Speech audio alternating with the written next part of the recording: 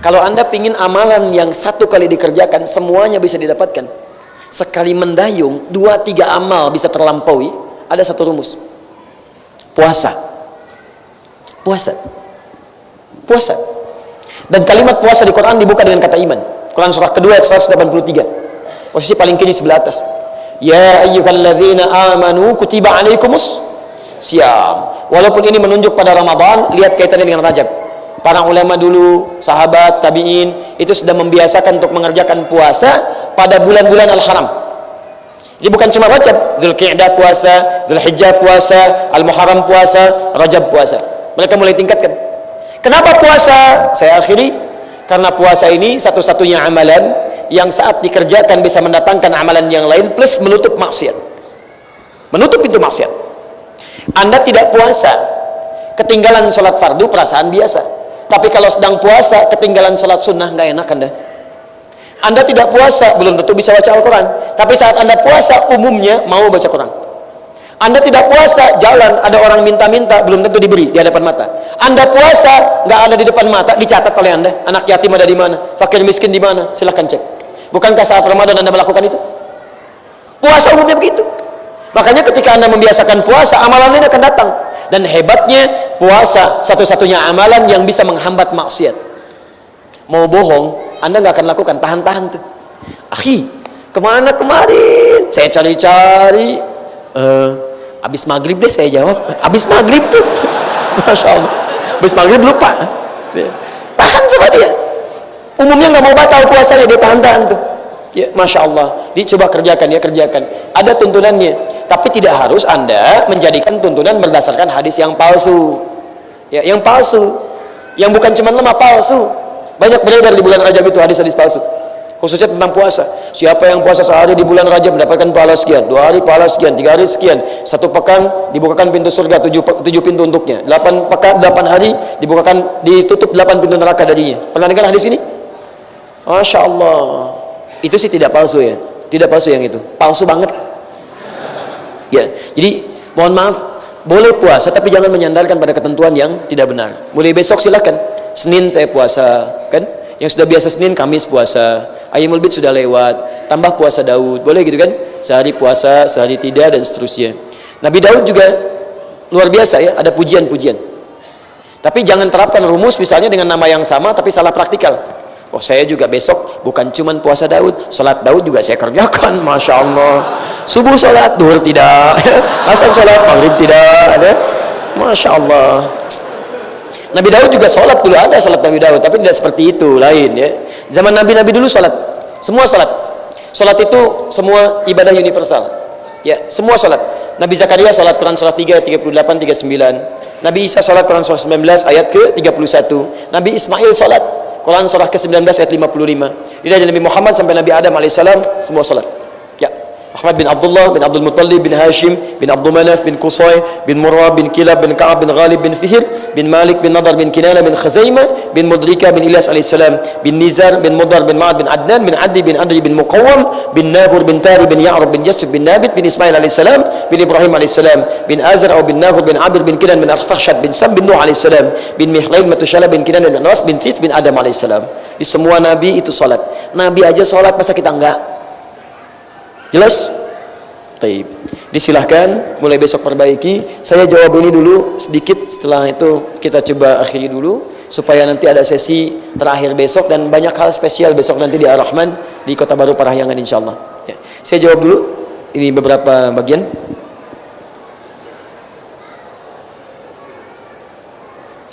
Assalamualaikum Pak Ustadz, warahmatullahi wabarakatuh. Pinjam uang di bank atau koperasi ada yang bilang riba dan halal. Punten Pak Ustadz, mana yang benar? Baik, antum bisa lihat. Kalau sistemnya dibenarkan oleh agama, halal. Kalau tidak dibenarkan, ya haram hukumnya.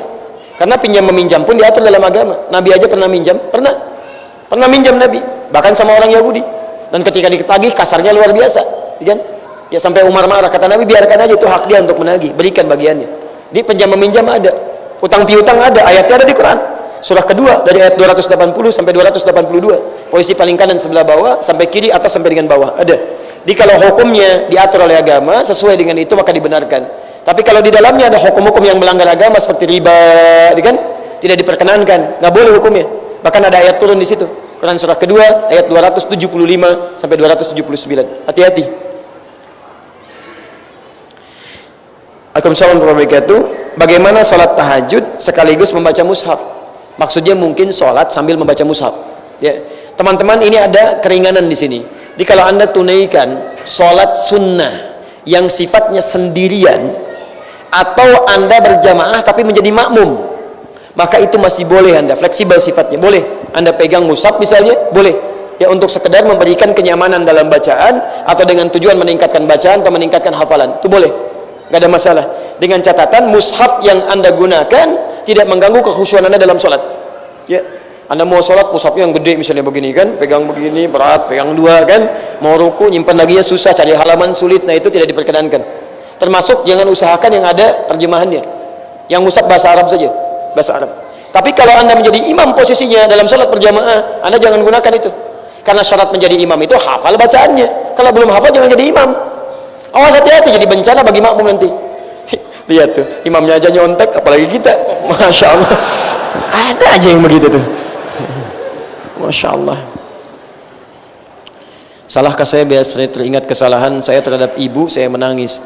Tetapi ketika melihat sosok seorang bapak yang dulu menyakiti saya dan keluarga, saya marah dan menyimpan rasa dendam. Bagaimana sikap saya terhadap bapak yang mempunyai sifat buruk itu? Teman-teman, antum gak akan ada kalau gak ada bapak antum. Gak akan ada. Apa faedahnya Anda marah? Manusiawi Anda punya perasaan itu karena setan mendorong Anda untuk berbuat buruk. Ada nafsu di dalamnya. Marah itu kan bagian dari nafsu, sedangkan nafsu mengarahkan pada keburukan. Quran surah 12 ayat 53. Posisi paling kiri sebelah atas. Wa ma ubarri'u nafsi, saya enggak bisa menjadikan diri saya suci. Innan nafsa la'ammaratun bisu. Karena nafsu itu mengarahkan pada yang buruk. Tidak ada manusia yang sempurna. Termasuk orang tua. Mungkin pernah berbuat salah dalam kehidupan, tapi sebaik-baiknya orang yang salah adalah bertobat. Maka tolong bantu ayah Anda untuk bertobat. Doakan beliau. Daripada Anda merespon dengan cara yang buruk, doakan. Ya, tabayyun dulu, tanyakan. Masya Allah ayah, yang lain pernah berbuat baik, kenapa ayah begini? Tapi cara masuknya dengan berdoa dulu, ya Allah lembutkan hatinya. Barangkali pahala Anda ada di situ. Pahala Anda ada di situ, ladangnya ada di situ. Doakan, respon dengan kebaikan, arahkan, mohonkan kepada Allah. Ya, bahkan Masya Allah indah sekali ayat di Quran itu, banyak ayat, apalagi kepada ibu. Kalau Anda sedang tidak suka dengan sikap orang tua, bahasa Qurannya, isyaratnya, coba bayangkan kebaikan orang tua yang mungkin belum pernah Anda rasakan sebelum Anda tiba di dunia ini, bahkan saat Anda dilahirkan. Quran surah ke-31 ayat 14, bahkan sampai 15 ya, posisi paling kiri sebelah atas. Wassaynal insana biwalidayhi hamalathu ummuhu wahnan ala wahnin. Ya, Masya Allah, kami wasiatkan pada manusia untuk berbuat baik kepada kedua orang tuanya. Kalau Anda sedang gak enak pada orang tua, misal pada ibu, coba bayangkan bagaimana ibu susahnya mengandung Anda. Masya Allah, ibu cuma 9 menit memberikan nasihat pada Anda, kesalnya luar biasa. Anda itu dibawa kemana-mana selama 9 bulan, gak pernah keluh kesah, dibawa terus, gak pernah disimpan. 9 bulan tuh kemana-mana, masak dibawa, tidur dibawa, miring kanan susah, miring kiri sulit, demi Anda Pak. Tiba-tiba ketika dilahirkan, baru 9 hari Anda sudah begitu, 9 menit sudah kasar sikapnya. Bukankah imam kita bacakan tadi di salat maghrib tadi, membacakan Quran surah 17 ayat 23 sampai 25, posisi paling kiri di pertengahan sampai ke bawah. Itu isyarat, teman. Coba bayangkan, daripada respon dengan keburukan, apa faedahnya? Ayah Anda menyakiti Anda, Anda balas dengan celaan, bukankah menyakiti juga? Jadi apa bedanya Anda dengan ayah Anda? Coba bantu ayah Anda menuju surganya, hilangkan keburukannya, doakan beliau. Mungkin di situ faedahnya. Ya, tidak dititipkan Anda menjadi anak ayah Anda kecuali mungkin kesolehannya Anda pada Anda. Bertakwalah kepada Allah Subhanahu wa taala.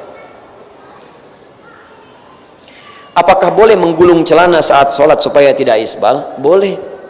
Tapi akan lebih baik kalau Anda bikin saja langsung daripada banyak digulung, gitu kan? Itu aja persoalannya.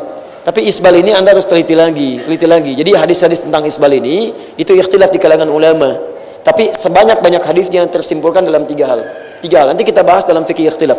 Ya, yang di KBP itu, ya. 3 hal. 1, hadisnya menunjuk kepada ketawaduan, rendah hati. Ya, karena di Arab itu dulu sampai sekarang, kalau ada orang yang menunjukkan kesombongan karena meningkat strata hidupnya, ya, baik dari hartanya ataupun kedudukannya, maka diantara cirinya kalau laki-laki dia gunakan pakaian yang cukup longgar ke bawah, musbil, melebihi batas mata kakinya. Ya, silakan Anda cek tuh, raja-raja apa-apa macam-macam, umumnya pakaiannya akan begitu. Bukan berarti sombong, bukan. Ada yang menunjukkan bahwa status sosialnya tinggi. Beda. Kalau perempuannya dia gunakan perhiasan yang berlebihan. Gelangnya dia pakai di tangan, di kaki, kalau jalan kicik gitu kan. Nah, itu terdengar bahwa dia sedang meningkat status sosialnya. Tiba-tiba Nabi sedang kumpul, lewat orang pamer, ingin menunjukkan diri bahwa saya sedang naik di status sosialnya. Kata Nabi keluar kalimat, orang yang pakaiannya melebihi batas mata kakinya tempatnya di neraka. Di neraka tempatnya. Abu Bakar itu terkejut karena pakaian beliau itu di bawah mata kaki. Fisiknya itu kurus, Pak. Ya seperti saya lah, gambaran begini, sering melorot gitu kan, sering di bawah begitu. Nabi sebelumnya nggak pernah bicara begitu. Gara-gara kasus orang ini lewat, Nabi keluar kalimat begitu. Abu Bakar klarifikasi, ya Rasulullah, bagaimana saya ini? Saya sering melorot pergi di bawah mata kaki, bagaimana? Kata Nabi, kamu tidak. Di sampingnya ada Ibnu Umar, masih kecil, belum paham kalimat ini. Apakah ini bahasa kiasan, majasi, atau bahasa langsung hakikatnya? Kata Nabi, ya Ibnu Umar, hei Ibnu Umar, jangan sombong seperti orang memanjangkan pakaian di bawah mata kaki seperti orang tadi, lewat dengan sombongnya. Orang yang sombong seperti itu khaila, karena sombong, famaq'aduhu finnar, bimana, maka tempatnya di neraka. Maka ditafsirkan oleh kalangan ulama yang pertama, yang dimaksudkan isbal di sini adalah hadis untuk menjaga diri supaya tetap tampil tawadhu. Jadi kalau antum misalnya celananya tidak isbal, sombong juga, neraka juga tempatnya. Sama saja. Kadang-kadang kan yang repot, celananya nggak isbal, mulutnya isbal. Begitu lewat, lihat tuh, gulung, kayak nggak ada gunting aja di rumahnya. Tuh antum tuh neraka juga tuh. Hati-hati. Ya. Yang kedua, isbal itu menunjuk juga pada kehati-hatian dalam ibadah. Hati-hatian. Dulu pernah terjadi seorang sahabat sholat, kata Nabi, innallaha la yaqbalu sholata musbilin. Allah nggak terima sholat orang yang celananya kepanjangan. Faliyatawadda, maka wudu lagi, dia wudu lagi, balik lagi, sampaikan lagi sampai 3 kali.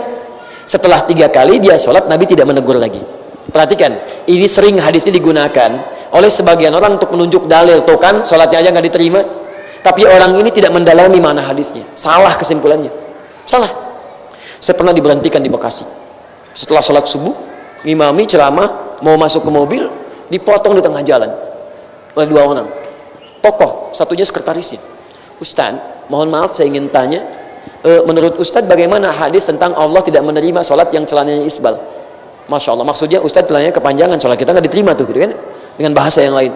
Oh akhil karim, hadisnya di sini kan? Oh iya, di Riyadhus Shalihin Ustadz. Taib, saya punya beberapa pertanyaan, saya bilang sebelum kita simpulkan. Satu, bukankah Nabi di hadis itu menyuruh untuk wudhu lagi orang itu? Iya Ustadz. Baca hadisnya? Iya Ustadz. Pertanyaan saya, kalau yang salah celananya kenapa disuruh wudhu? Harusnya ganti celana. Kalau yang salah celananya harusnya ganti pakaian, bukan disuruh wudhu. Diam. Baik, pertanyaan kedua, kalau yang keliru celananya, bukankah dia wudhu sampai 3 kali dan yang ketiga dia sholat tidak ditegur lagi oleh Nabi? Iya. Bukankah mengenakan pakaian yang sama? Iya. Pertanyaan saya, kalau yang salah pakaiannya, kenapa saat yang ketiga Nabi tidak menegur lagi? Mendiamkan, membenarkan sholat dengan pakaian yang sama. Diam. Saya bilang, akhi, disinilah pentingnya belajar hadis dengan mendalami ilmu hadis. Lihat asbabul wurudnya. Ternyata ketika dicek di asbabul wurud, dia wudhu, dia lihat belum sadar. Pada yang ketiga dia sadar. Dia lihat ternyata ketika pakaiannya kepanjangan, saat mengusap, membasuh bagian kakinya, ada yang tidak terbasuh dengan sempurna, ketutup oleh bagian pakaian tadi. Dia menduga ini mungkin yang dimaksudkan oleh Nabi. Begitu dia basuh, dia sholat, Nabi tidak menegur lagi. Maka yang kedua ini disimpulkan oleh para ulama, hadis isbal ini adalah kehati-hatian dalam ibadah. Maka antum tolong gunakan pakaian dengan hati-hati supaya tidak mengganggu dalam proses ibadah.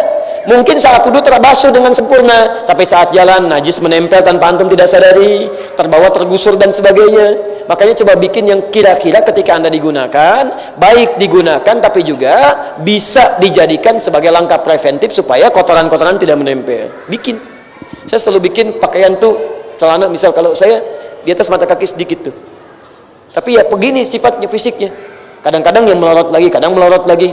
Ya, tapi kadang-kadang ada orang kreatif. Begitu ngelihat, masya Allah digambar video, ceklik, foto, tampilkan. Nih Ustadz nih, masya Allah. Kadang isbal, kadang tidak, muazanah, masya Allah.